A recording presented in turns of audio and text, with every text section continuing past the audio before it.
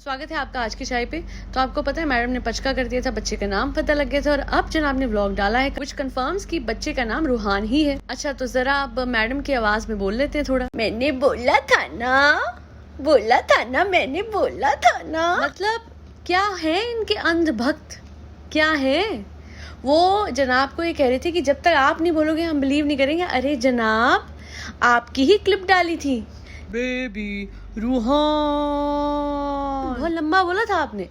मतलब क्या है, मतलब जब सामने है बोल रहे हैं। अच्छा इनके बहुत प्यारे अंधभक्त एक और चीज बोलते हैं, आज आप लोगों को बड़ी हैरानी होगी सुन के कि भक्ति की शक्ति कितनी उन लोगों की। क्या बोला उन लोगों ने कि ये जो क्लिप है ये झूठी है, ये डब्ड है। एक ने बोला, वो बोल रहा है बेबी देखो रेहान। मतलब और मैं आपको बताती हूँ, मैं उनकी बात नहीं करी जो फैन नहीं है, बट जो फैंस है उन्होंने जो लिखा मैं वो बता रही हूँ। आगे बढ़ते हैं। एक महान आत्मा तो कहती है कि सबा ऐसी रील बना ही नहीं सकती एक शरीफ लड़की को तुम बदनाम कर रही हो। तो मैं आपको बता दूं मैडम, सबा के इंस्टाग्राम पे इससे भी ज्यादा प्यारी प्यारी और खतरनाक आपको रील्स दिखेंगी। शायद वो देख के आप ज्यादा हैरान हो, फिर आप उसके पेज पे लिखिएगा शर्म नहीं आती तुम्हें, अपने आप को बदनाम करती हो। मेरे हिसाब से कोई भी डब स्मैश बनाने में बदनामी वाली बात नहीं है। हाँ डायलॉग इसने ऐसा चुना था वो तो इसकी पर्सनल चॉइस है ना। अगर ये इमरान हाशमी का डायलॉग सिलेक्ट कर रही है, उसको चूज कर रही है फॉर डबिंग, तो फिर डेफिनेटली वो इसकी चॉइस है।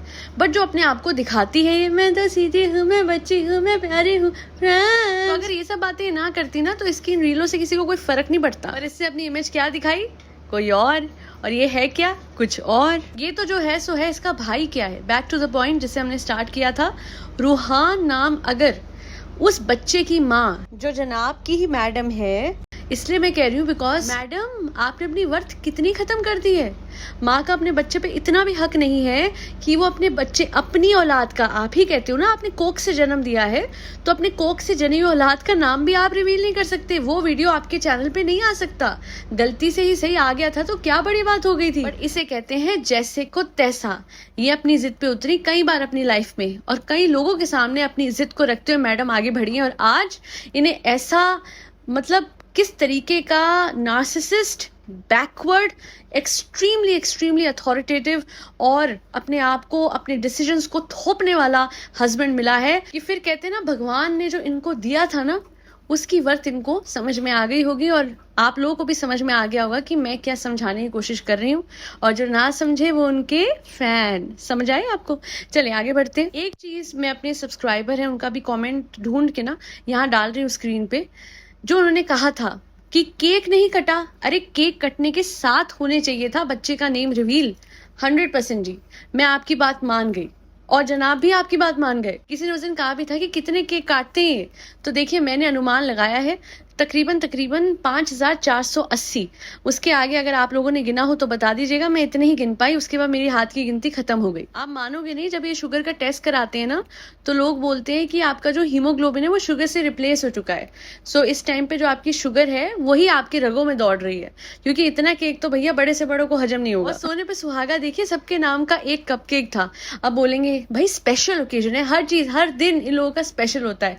मैं तो कहती हूँ इस बार जेन्युइनली स्पेशल था, वरना इसके अलावा हर दिन जो उन्होंने सेलिब्रेट करा एक्सेप्ट फॉर बर्थडेज वो एवरी स्पेशल बनाते थे। yes guys, रोज मेरे जनाब 80 बार नाक छिड़कते हैं, आज उन्होंने सिर्फ 70 बार नाक छिड़की है, इस पे तो केक बनता है गाइस। yes guys, आज मेरे जनाब ने पोनी टेल बांध ली है, इस पे तो केक बनता है गाइस। और ये वाला तो जेन्युइनली हुआ था। 2 दिन बाद जनाब लौटे थे अपने गाँव अपनी बहन की शादी में शहर से, और 2 दिन दूर रहने के बाद मेरा पिया घर आया डे बनाया था। मैडम ने ढोल ताशे नगाड़ों के साथ इस तरीके से वेलकम करा कि जनाब भी कहते हैं ये क्या मैडम, एम्बैरस कर दिया, हर छोटी बात पे भी तुम मेरी इतनी बड़ाई करती हो।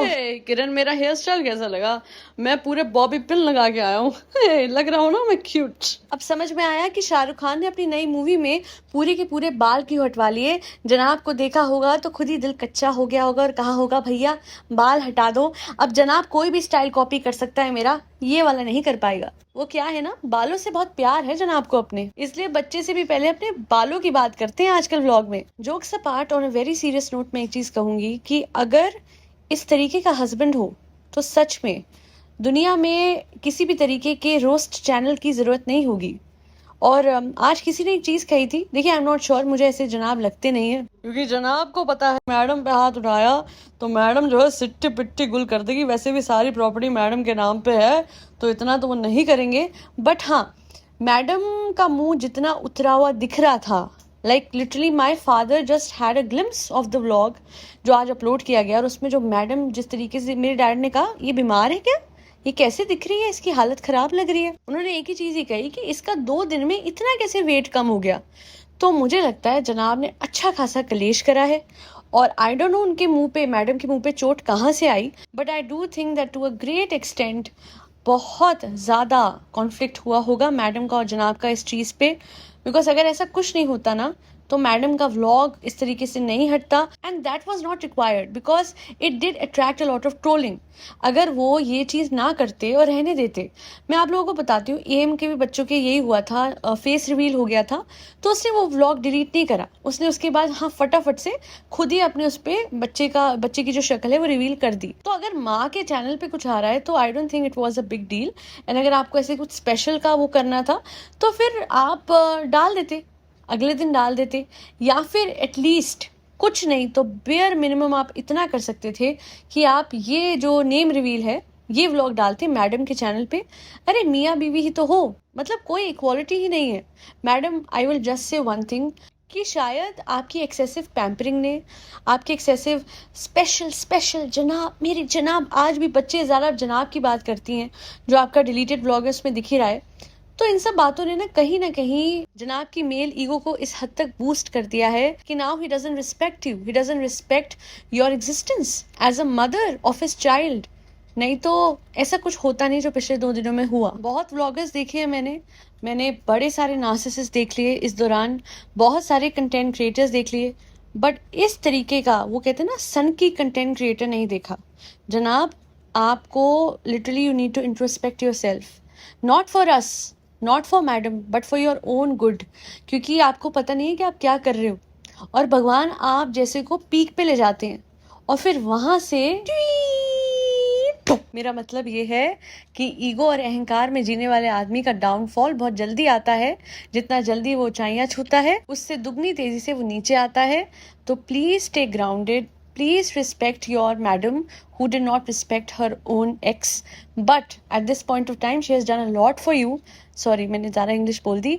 भाई साहब, अपनी जो बीवी है उनकी इज्जत कीजिए और ज़रा थोड़ा ज़मीन पे आइए, ज़मीनी बनिए, ठीक है? बहुत आसमान में उड़ रहे हैं आप, और इस तरीके का अथॉरिटेटिवनेस अच्छा नहीं है। भगवान मत बनिए, ठीक है? आप इंसान की तरह बिहेव कीजिए और अपने बच्चे को समझिए कि आपका बच्चा है और उसका भी बच्चा है, सामने वाली का जिसने जन्म दिया है। आपने कहा है ना कोख से, आप कहते हो कि कोख से जन्म दिया है, तो फिर आपकी बीवी का तो पूरा हक है अपने बच्चे पे, राइट? तो सब कुछ बराबर रखिए, रिस्पॉन्सिबिलिटीज भी बराबर रखिए। सेलिब्रेशन के टाइम पे जिस तरीके की एंटाइटलमेंट आपको मिलेगी विद रिस्पेक्ट टू, क्योंकि बच्चे को कंटेंट बना दिया है आप जैसे लोगों ने, बट जो भी है, माँ का हक अपने बच्चे पे इतना तो होना चाहिए भैया, चाहे कुछ भी हो जाए, कि वो अपने बच्चे का नाम बिना डरे कि ये क्या बोलेगा मैन चाइल्ड, बिना डरे वो डिस्क्लोज कर पाए, और अगर गलती से हो भी जाए तो वो उसकी औलाद है। आप लोग सारे कहते हो कि 9 महीने कोख में पाला है ना, और क्यों ऐसे कहते हो कि आपको शक है? इसी वजह से तो है, इसी वजह से तो शक है, बिकॉज ये जो जनाब है ये उसे ट्रीट ही ऐसे नहीं करता है कि वो उसके बच्चे की माँ है, कि वो उस बच्चे पे कोई हक रखती है। बाप से ज्यादा माँ का हक होता है बच्चे पे।